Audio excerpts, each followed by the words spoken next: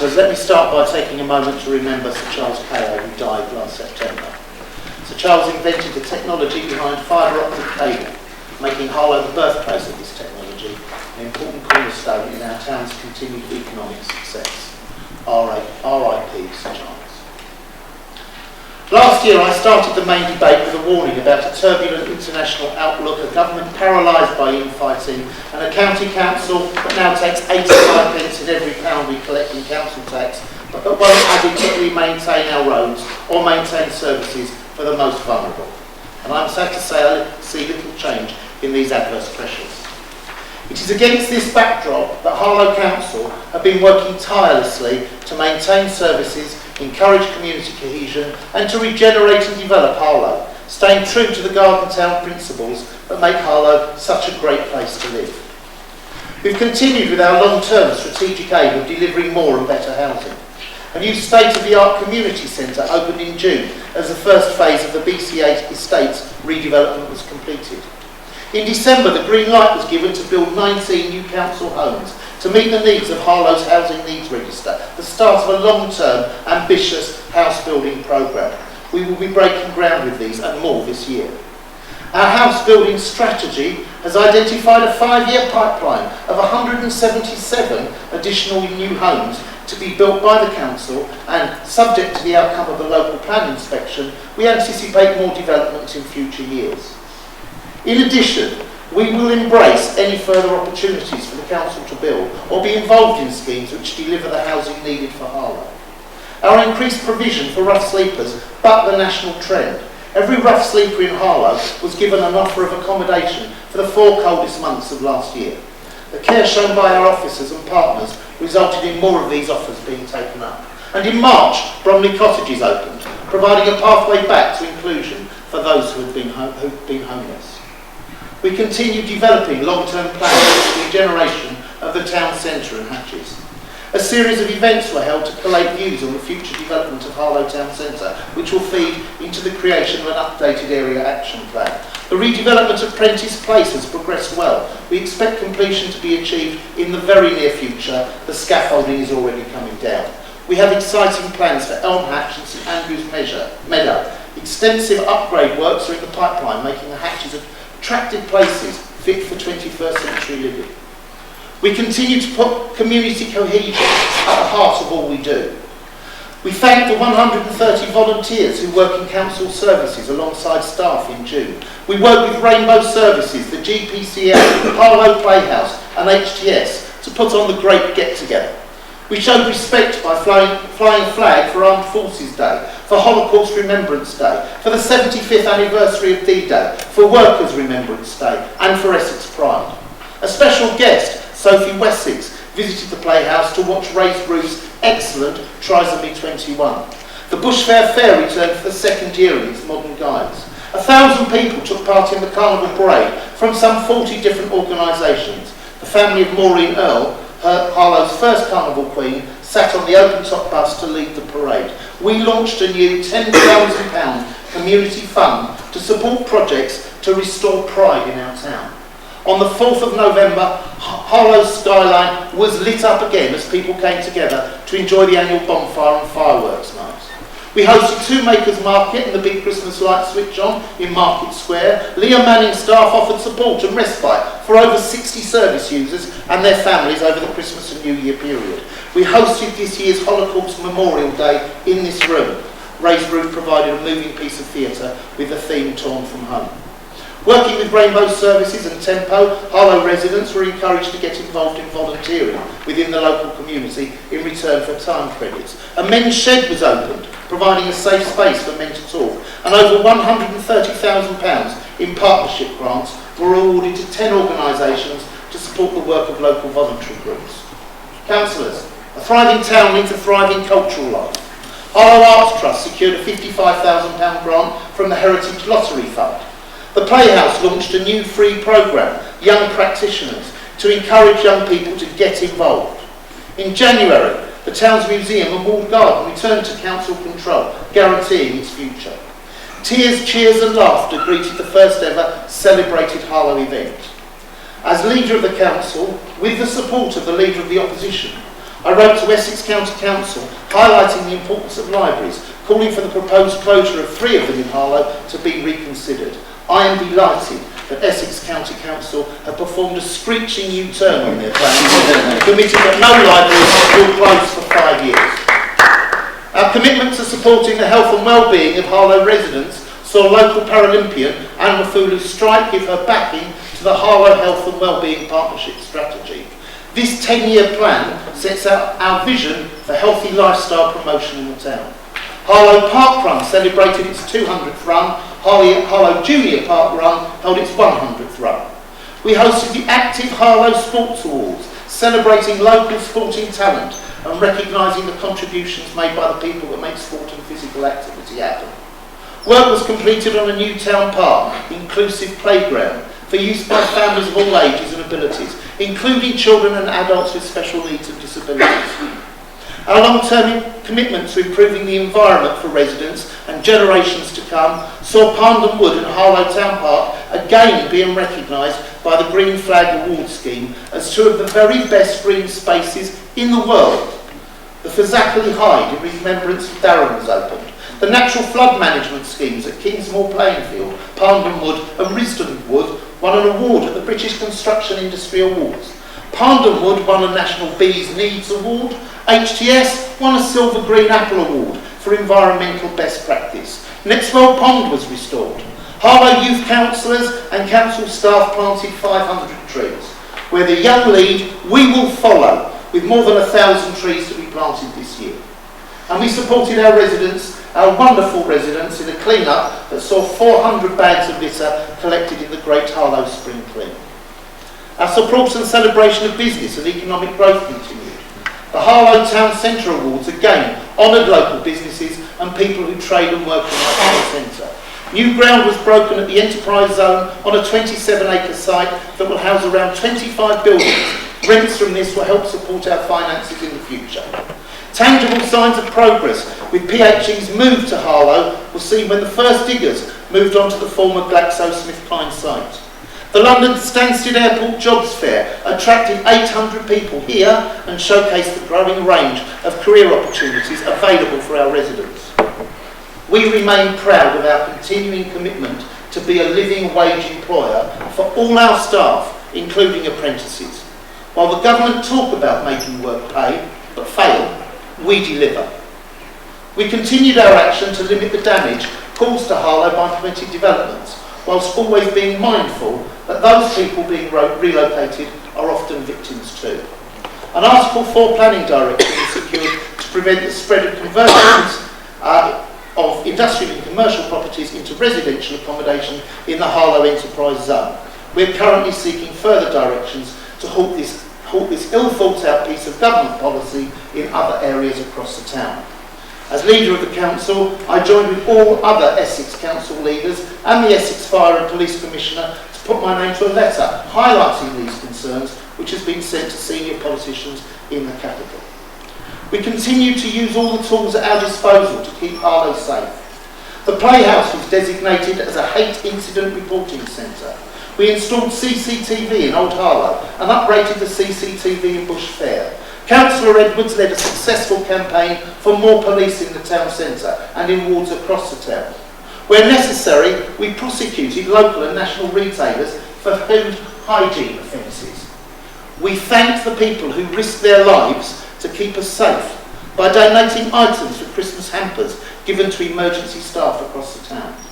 We honoured the memory of those who gave their lives to keep us safe by giving the Nextwell Cross War Memorial a makeover and by installing 2 Tommy silhouettes in the Gibbard Gallery, create new apprenticeships across the council, fund STEM learning for local people, provide more money to prevent homelessness, freeze fees in council-owned car parks for the 6-year run, nearly finished, continue the 1-hour free parking in shopping centres, reduce rent for council tenants by 1%, put aside funding for any further fire safety measures required by the Grenfell Tower Public Inquiry, and all without the need for formal redundancies or cuts or closures to any council-run services. Chair, the international and national outlook is bleak, but Harlow's Labour-led council remain on track to deliver more and better housing, to lead on regeneration, to deliver a thriving economy focusing on the well-being and inclusion of all our residents, to offer opportunities for our young people to be successful,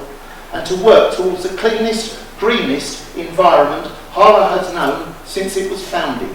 Thank you.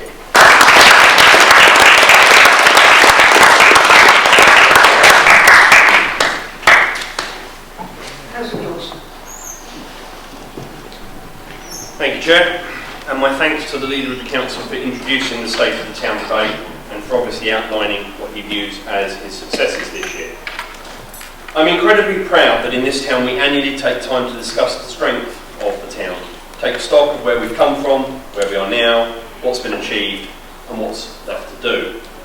I say strength, Chair, because despite political differences in this chamber and across the town, be it left versus right, or at the moment Leave versus Remain, because in many things we're actually aligned on the destination, that of a successful Harlow, perhaps maybe not on the route of getting there. So Chair, let's look at where we've come from. It's 73 years now since the creation of a new conurbation named Harlow was introduced in the House of Commons after the successful passage of the New Towns Act of 1946. 3/4 of a century ago, Chair, the country was a really different place. The Labour Party was being led by a radical socialist who was intent on nationalising everything, whilst having fractious relations with the biggest unions who accused the party of ignoring.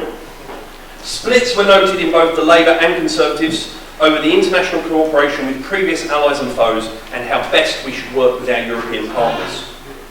The Liberals had been all but wiped out electorally and declared they would be back sometime. Across the pond, an outspoken firebrand was elected President of the United States and promptly pulled out of the nuclear treaty. The President was in hot water for appointing his close friends to top government jobs and was accused of being crude. In a little light relief, the world of sport, Derby County had just enjoyed their best season for 20 years under the leadership of a previously untested young manager. I'm sure you will agree, Mr. Chairman, we live in very different times. Of course, the conversations locally were about how the residents of Harlow Village, now Old Harlow, were going to see the green fields around them built all over and the introduction of major new road networks to the area. And so, whilst times do change, issues, as I think I've just light-heartedly proven, often don't. Last year, Chair, my view at the State of the Town debate was that the single biggest issue facing the future of Harlow was the local plan and the process around it, and I stand by that. Because of the decisions that this council has taken, wrongly in our view, to proceed directly to a Regulation 19 stage, this caused concern amongst residents and allowed some, who perhaps like members of the administration didn't really understand the process, to shout that they hadn't been properly involved. Involvement that this side of the chamber had been calling for to constantly happen. I fear when the inspector reports we will have many unhappy parts of the Harlow community when they learn that their green spaces are now set for housing. The fact that the town ended up in this situation shows a startling lack of leadership or perhaps understanding from the administration. But Chair, that's not to say housing isn't needed in this area. It surely is. The conversation, however, now needs to continue on the types of housing that we need in this town. And for the avoidance of doubt, we do need good quality, affordable social housing. But we also need high quality executive home ownership. Gibbard designed Harlow as a town that would house business owners, executive managers and workers all together in one community. We must not lose that. On housing, I noted last year with genuine interest the administration's public commitment to build new council housing.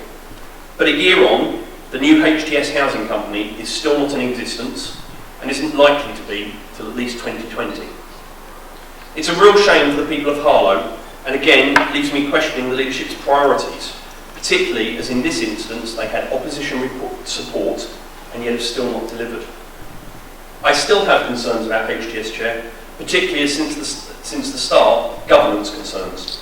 There are now only 2 meetings a year about the management of HTS for the Council as a majority shareholder, and I still don't believe the Council has given sufficient strategic direction to the company. An area this year where the administration did not have full support of the opposition was in the town centre, and particularly the decision to ignore community leadership. The same lack of leadership we're seeing on issues of crime and disorder in this town that has seen gangs develop and grow, while residents are now scared of parts of our town where knives are more and more apparent. We want to see a truly ambitious plan and development for our town centre, as befits the engine room of the London Stansted-Cambridge corridor. Not, as one resident posted on Facebook last night, drunks, druggies, lack of selection and abysmal parking in the town centre. Of course, Chair, Harlow doesn't just need more housing and jobs and a better town centre. To deliver all of these, we need a better and decent infrastructure. The continued focus and delivery of Junction 7A for me is a must, although I know not everyone agrees on the positioning. The need for the actual junction, I believe, is still without question. Government and County Council support on this issue has been invaluable, and I cannot wait until the solution is finally delivered, because our traffic must flow if Harlow continues and has a successful and thriving economy. We continue to hear positive messages from government about financial investment in the health provision for the town, and the delivery of a new hospital has taken further steps forward this year. I hope all sections of the community and a cross-section of politicians in this town stand shoulder to shoulder with our MP Rob Halfon in continuing to push for not just a new hospital, but a new health campus in the town. Looking at the way the council manages itself, I know, Chair, that many authorities struggle with how scrutiny should operate. I remain proud of how we undertake our function of scrutiny in this council collectively, and look at the debate on splash parks versus paddling pools this year as an example of that. Whatever policy issues we may have, and there are many, I'm sure the Leader of the Council will agree with me that the scrutiny of holding policy to account is a fundamental part of our democracy, and policy should always be better once critically analysed. Even if I still believe, as I did when I was Leader of the Council, and the present Leader sadly does not, that an administration cannot properly scrutinise itself, and the leadership of the scrutiny function should lie with an opposition member. I take this moment to remind the administration that although they find what your Harlow has called forensic analysis of items of Cabinet and other committees annoying, as an opposition we're doing our job in scrutinising them, and it should be welcomed by members opposite, not just dismissed. Chair, towards the end of speeches it's often customary to offer some congratulations and thanks. So my first congratulation is to the Leader of the Council. This time last year I noted that the Labour Party had 3 leaders in 1 year. This year he survived as the only one, so congratulations. But in seriousness, Chair, I'd like to take a moment to congratulate the many hundreds of members of our community-minded residents that were actively involved this year in helping tidy the town, some of whom have managed to stay in the audience there from my own ward of Church Langley, who was pleased to join with them on the big clean. We need more community-minded individuals in this town, and every one of them deserves the thanks and praise that they receive from yourself and the Council Whole Group. I also want to offer thanks to the officer corps of the Council, many of whom do an outstanding job. My group has been ably supported by many of them over the last year, and I want to thank them all via this debate. So in conclusion, Chair, I'm looking forward to some things in Harlow's future, as I watch an enterprise zone taking off, a new motorway junction, and fingers crossed a new hospital. I remain concerned, particularly about the delivery of housing in the town, be it the council housing that we need built that hasn't been, and the potential infilling of our green spaces that we face due to a poor local planning process. And I'm adamant that we must see some community leadership from this council in respect of public disorder in our town centre and shopping patches. As the former Mayor of New York once said, when you confront a problem, you begin to solve it. Let's see the town's leaders next year confront problems and not just wave placards. Councillors, we've now reached the 2-hour mark. Do you want to carry on? No.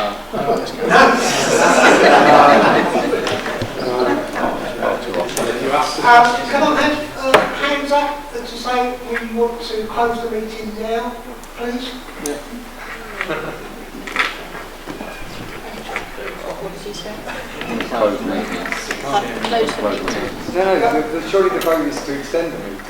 Yeah. No, I asked you want to close the But meeting. that's wrong, that's not procedure. You should ask whether or not you want to proceed. Do you want to Extend the meeting, extend it's the a vote. meeting? Those in favour? We have to see it quicker. Yeah. This is important. Councillor Pitts. No, I'll just take extending the meeting. Councillor Johnson, to your Apologies, Chair. debate? No. Councillor Carlton. Don't worry, that should be brief. Oh, he says that all the time. There you go. Yeah. Can I start? We'll continue to build as many council houses as we can afford, says the leader in the current issue of Harlow Times. The major milestones this year was the establishment of a new housing and regeneration company under the HTS Group Limited to deliver a new programme of council house building. This commenced in 2018-19 with the first properties expected early next year, writes the Housing Cabinet member in this year's corporate plan. Positive words from the administration to help celebrate 100 years since the beginning of council housing. A policy to which this administration is so committed. Or is it? The first property is expected early next year. We're halfway through this calendar year, and where are they? There is nothing in the Cabinet work plan for the awarding of contracts for new houses, so where is the delivery? Council Wilkinson also refers to the creation of a housing and regeneration company last August. Almost a year on, and where is its business plan? Why is it still not appointed directors? And why is it still owned by the council and not the HTS group? It's complicated. The Minister for Housing and Homelessness was told last week when she inquired about the council's house building plans. I'm afraid this is typical of the council's can't do attitude instead of can do. There is land available for housing, and there are buildings in need of regeneration. And since last October, the cap on borrowing for house building has been lifted. The council holds millions of right-to-buy proceeds to fund 30% of the cost of new housing. But in the last financial year, it paid all of its proceeds from council house sales of around £3.5 million to the government. Is this because the council had no plans to use it in the coming 3 years? How many councils can afford to lose that sort of money through carelessness or ineptitude? We have no resources. You have a whole company to build them. There's a multitude of options to improve the affordability of the housing scheme, including land ownerships and houses for sale. Why not buy back former council houses that come up for sale? You can work with housing associations to share resources. We're already working with one of the biggest social landlords in the country, the Garden Tower. Why not ask them for help? One has to ask just how serious this council is to build more council homes. Because so far there is no evidence.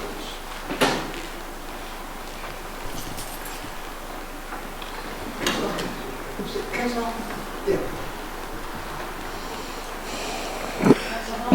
Yep.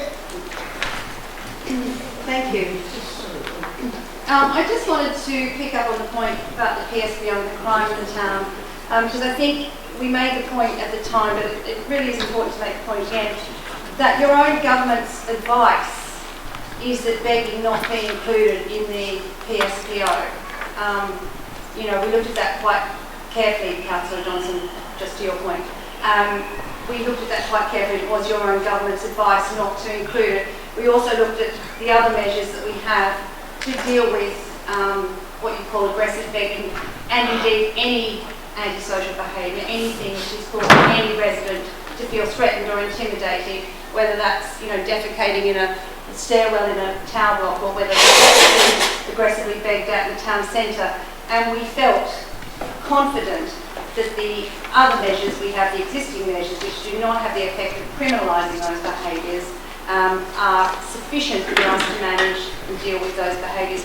But of course, we will review that, and we have to review that in 3 years' time, and we will take into account the feedback we get from the community and, of course, the police force and the community protection officers. I also just wanted to make the point, because you talked about the increase in crime, and of course we're all aware of the problems, and it is really worrying. And I was with residents in Fountain Farm last weekend, and they were saying going to bingo in the town centre is now, you know, it makes them anxious to be around in the bus terminal area. So, because that's where they go to Mecca to play bingo. Don't deny it's a problem, and it's certainly something that, you know, we have a responsibility to do what we can.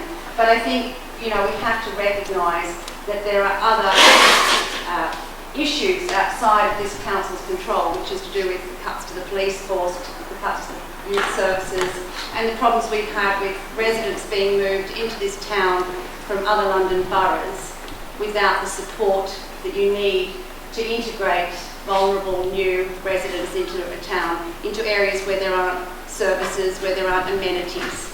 And I think, you know, we have to take into consideration all those factors and the effect that they are having on the increasing crime, the potential rise in gangs and knife crime. So I just want to make those clarifications.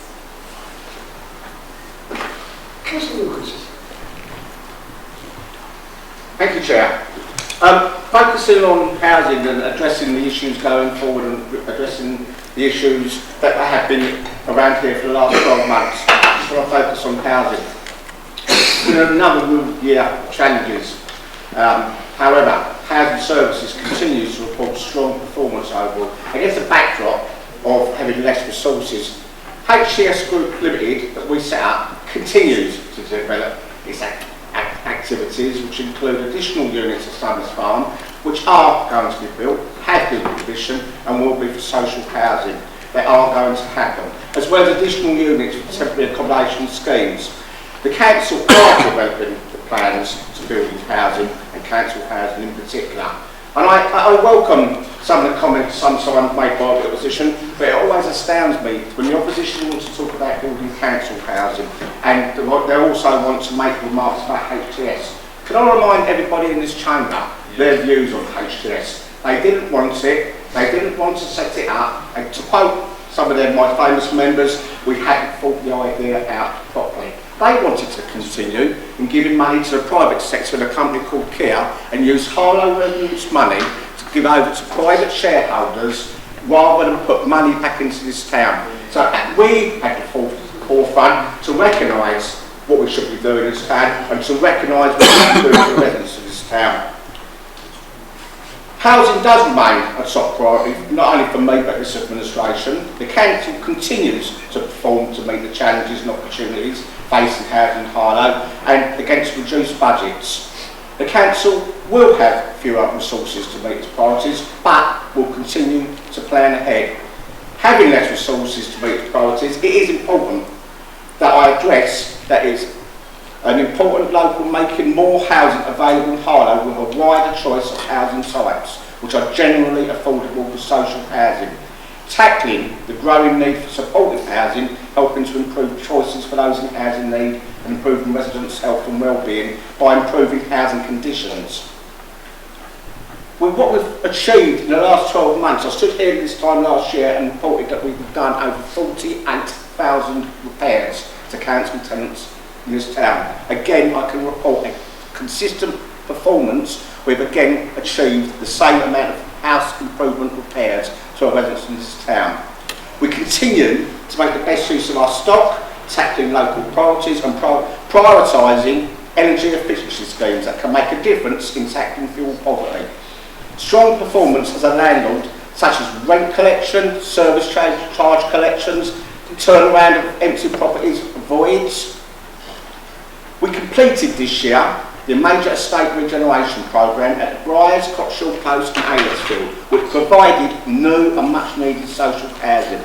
We achieved accreditation to the Careline scheme that offers security to the most vulnerable residents in this town. We invested in our tenancy support services. We celebrated another year of partnership with Essex County Council and Manicourt Home Care and provided extra care housing at Summers Farm to the most elderly and vulnerable people in our town. We increased fire safety and associated regulations from the tragic fire at Greenfield Tower. We are still awaiting the outcome of the public inquiry, and indeed this year we allocated extra funding from our budget towards fire safety and residents in our town. The council has seen, as our leader has already mentioned, a reduction in rough sleeping in the town. that has recently been applauded for its wide-ranging measures in supporting rough sleeping in Harlow. The ongoing work with our partners, Streets to Homes, and other additional funding received from the government has enhanced the initiatives available to this group, reducing the numbers of people currently sleeping rough. And I welcome that. I do make the point that it's with government funding, but I do have a concern that at the moment we've only achieved year 1 and year 2 funding. We must stress that the government should be supporting this initiative forevermore. Rough sleepers were supported, as the leader's already said, for 4 months during the severe weather provision, which included help from local churches and emergency shelters. We continue to implement and identified over 60% of homeless inquiries were prevented by early intervention by council officers, and I take the opportunity to thank the council officers for all their hard work on this initiative. Going forward, Chair, over the next year, our goals are quite clear. We will continue our programme of building council housing. We will continue our programme of tackling homelessness and housing need. We will build on any recommendations from the Greenfield inquiry. We will work towards a paperless communication system with tenants and leaseholders, which is vital to our environment. We will work towards improving choices for those in housing need. We will increase the range and type of supportive housing. We will tackle homelessness by implementing a homelessness strategy, which is going to Cabinet in October. What I've set out is more challenging targets for housing. I look forward to implementing them and for the benefit of all involved. Thank you.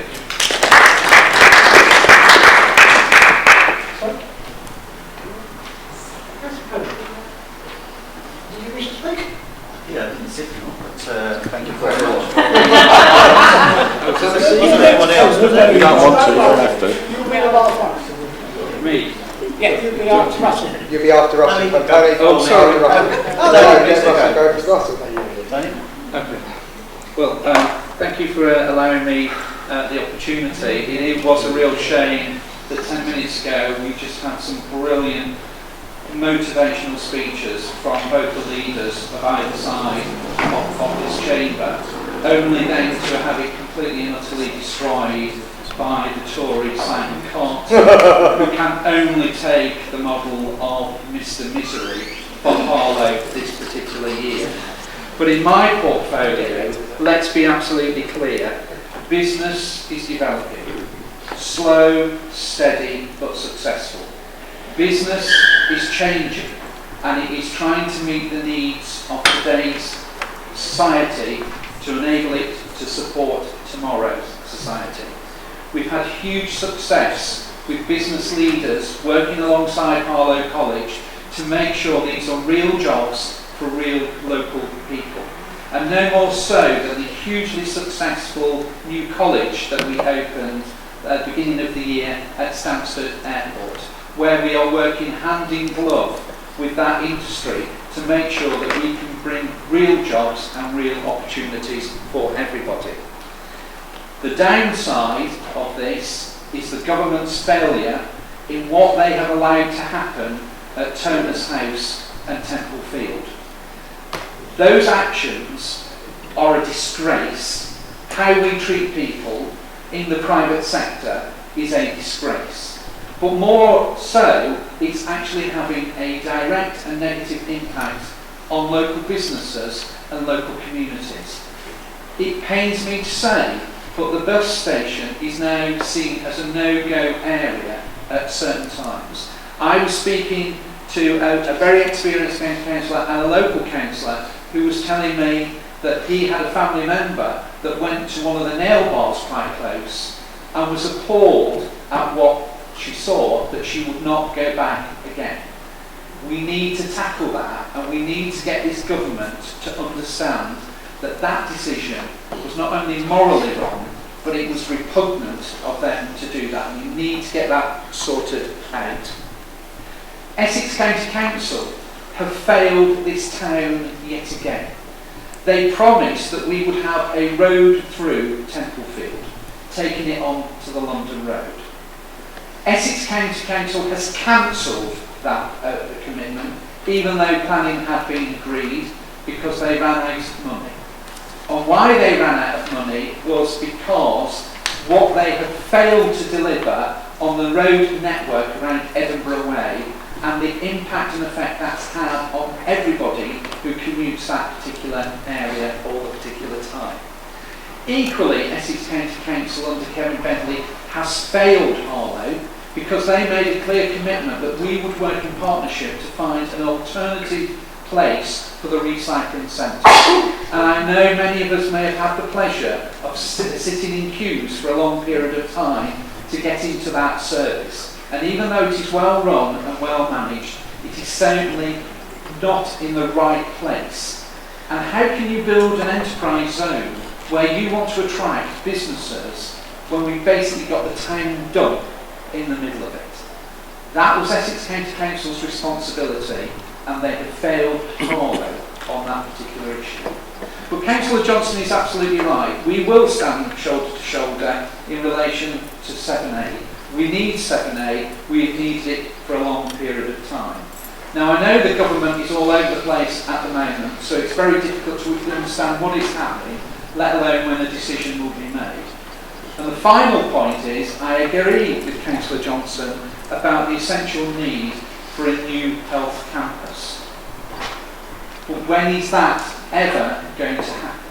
Even if the government gave the green light, we would still have to find the monies to it. We still don't know how that money is going to be found, and it's still being built. But the hard-working, dedicated staff of Princess Alexandra, every day and every night, do an incredible job maintaining good quality care in a crumbling building. And this government and our MP, as well as he's doing, needs to come and make that decisive decision to make the difference in relation to our future health care provision.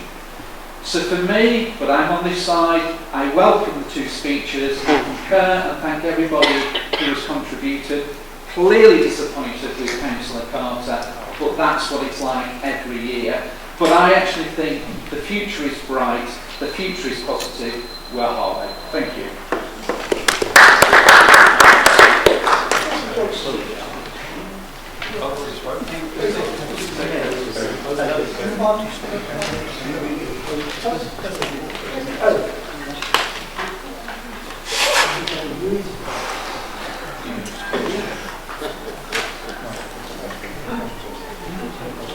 Thank you, Mr. Chairman. Chair. Surely. Mr. Chairman. It's not to be policy.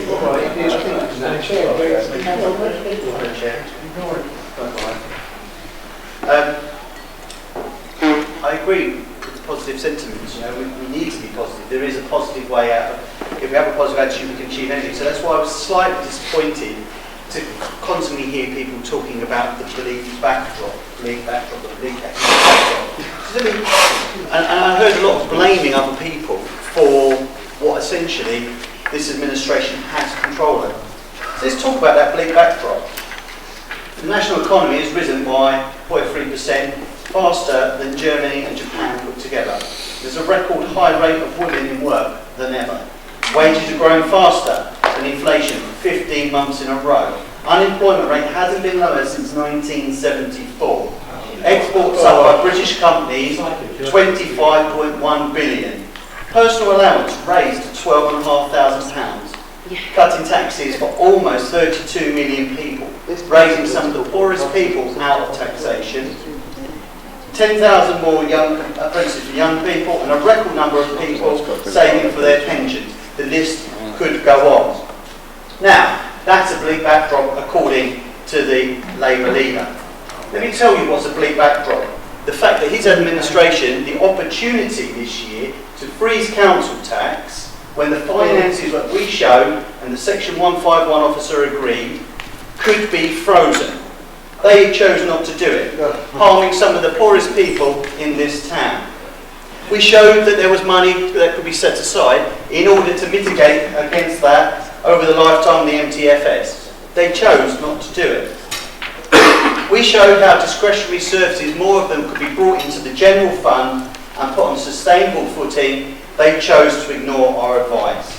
We showed that there was money to keep the discretionary services fund at the same level as they were proposing, 1.7 million, but extend its life from 3 years to 7. They chose to ignore it. They did agree with us, I'm glad, to create a STEM learning reserve, and I was genuine in my praise at the time, and I hope beyond hope that something can be done with that. But as we've said, we're 6 months in, and I'm not hearing any plans to use that money in the way it was intended.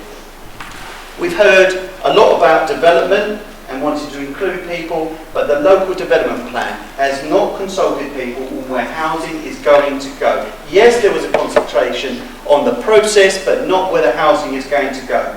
I recently visited staff at Sumner's Farm in my ward with the chairman. And Councillor. the chair. Thank you. And it struck me that what a lovely, peaceful place it was, and very well run, and the staff there are to be commended. But if development to the south and west of Harlow goes ahead, despite a cross-party agreement being torn up here, where we agreed as a council we would oppose development to the south and west of Harlow, if that was to go ahead, that quiet, peaceful area would be destroyed, and the people staying there would have heavy traffic, thundering by. Now, they may say it's epic, but what noises are coming from this chamber, what voices are coming from this chamber to actively oppose it? We wrote an No. Oh, we wrote a letter. Councillor Pelton, Thank you you. supported it. We wrote an opposing. Councillor Pelton, You'll have your chance. I said at the Premier, I do not want people interacting when somebody is speaking. Well, this is very well, isn't it? I apologise, Chair. Thank you. Chair, we often find that when pressed on the facts, they don't like it, the administration. Because it is They epic. whine and they moan.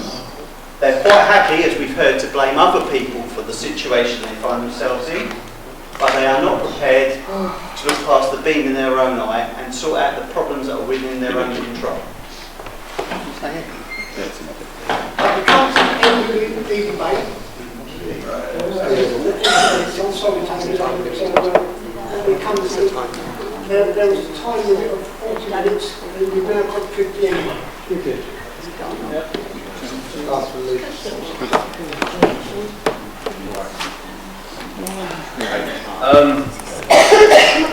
I assure the members of the public that this is the one who managed to hang in all the way through this up there. This is a once in a year debate, and it just so happens that it's coincided with everything else. So council meetings are not normally this long and this much talking. With that in mind, Chair, I'll try to keep my remarks brief. Harlow's a great town. It was a great town when I was leader of the council. It's a great town now Mark Eagle's leader of the council. I think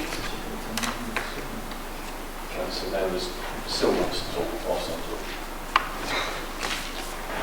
Have we finished, Councillor?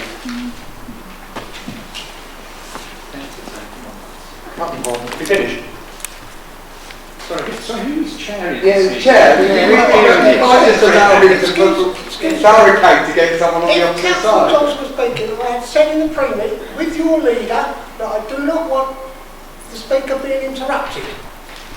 Thank you, Is Chair. that correct? Absolutely, but nobody interrupted him. In fact, he interrupted your chairing of this meeting, Chair. He spoke. He interrupted him. I heard it. Right then. Get on with it. Get on with it. And this is why members of the public are thankful to set up the politicians, and I don't blame them, to be honest, Chair. What I've heard tonight is party political broadcast, which causes my side to start giving their party political broadcast, when what we should be actually talking about is what's happened in Harlow. And with respect, the leader of the council did give a very good list of things that the officers have achieved and things that his administration has achieved during the year. I want to highlight two things, Chair, I think are the two most important things that have come out of this debate.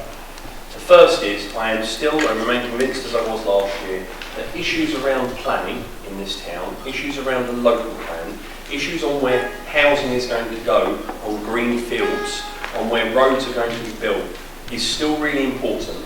And members of the public haven't yet been properly consulted on that, and aren't now going to get the chance to be consulted because of choices this council made. And I think it will cause problems when the inspector reports back and says, yes, housing is going to go here as you've planned, and housing is going to go there, and that little green field that you've always walked your dogs in is now going to have houses all over it. And I think members of the public are going to be rightly upset. And the other item, Chair, I want to draw out for those still paying attention is the issue that Councillor Carter did raise, that whilst the administration said last year building council houses was its priority. And let me just take issue with the fact about this message you keep trying to put out over on your side of the chamber that Tories don't build houses, council houses, and don't like council housing. Since 2011, more council houses have been built under Conservative-led administrations, Conservative-led governments, than were built since 1997 to 2010 under Labour-led governments. So let's put to bed once and for all about Tories don't like council houses. Tories actually love council houses. But Chair, we've heard tonight that this council said last year building council houses was a priority. In the last year they had built 0 council houses. Okay, I can live with that. What I can't live with is them slamming the Conservative government every meeting that we have, every cabinet, every full council, for Tory cuts this, Tory cuts that, but they willingly gave back £3.5 million of money that they could have spent on council housing in Harlow, that they didn't spend on council housing in Harlow, to the government and said, thanks very much, we don't want £3.5 million to spend in Harlow. That is disgusting. And if one thing comes out of this debate, it is just how disgusting a waste of opportunity, and a waste of £3.5 million this administration led.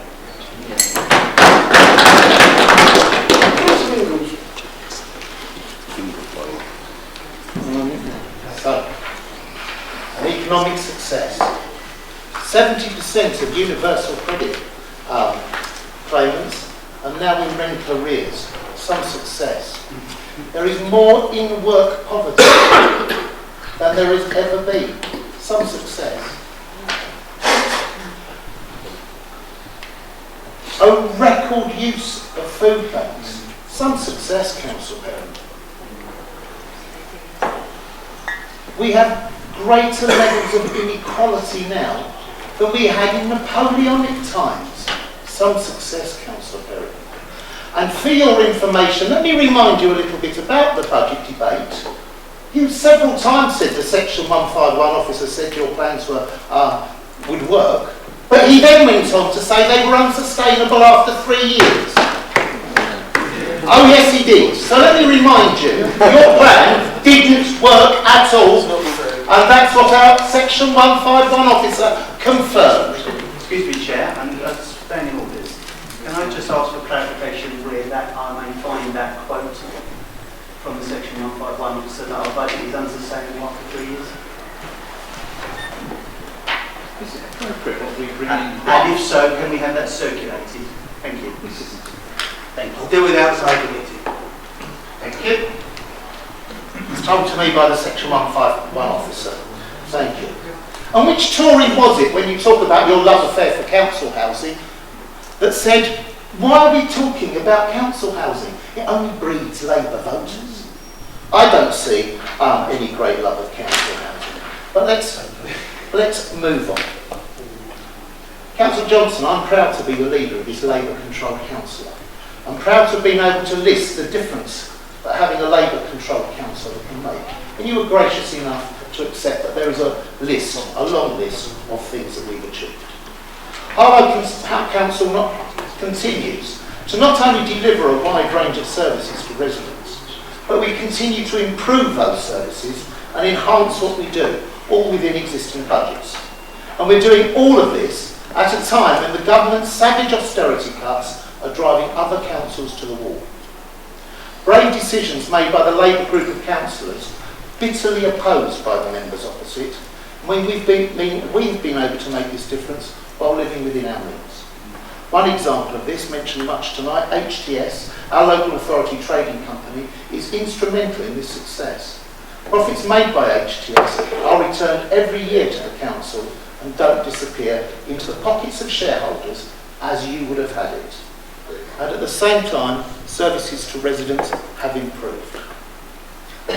Chair, Harlow has a bright future, and as a community leader, we will ensure that the town is ready to benefit from future opportunities that Public Health England, the Garden Town and Harlow Enterprise will bring. But whilst it's true, Harlow has much to look forward to, and we will be a part of that. We also have an important role to do day to day, and that's to be an effective council. We will not be complacent. We're determined to keep improving, keep doing things differently and better, and do what is right for the people and businesses of Harlow.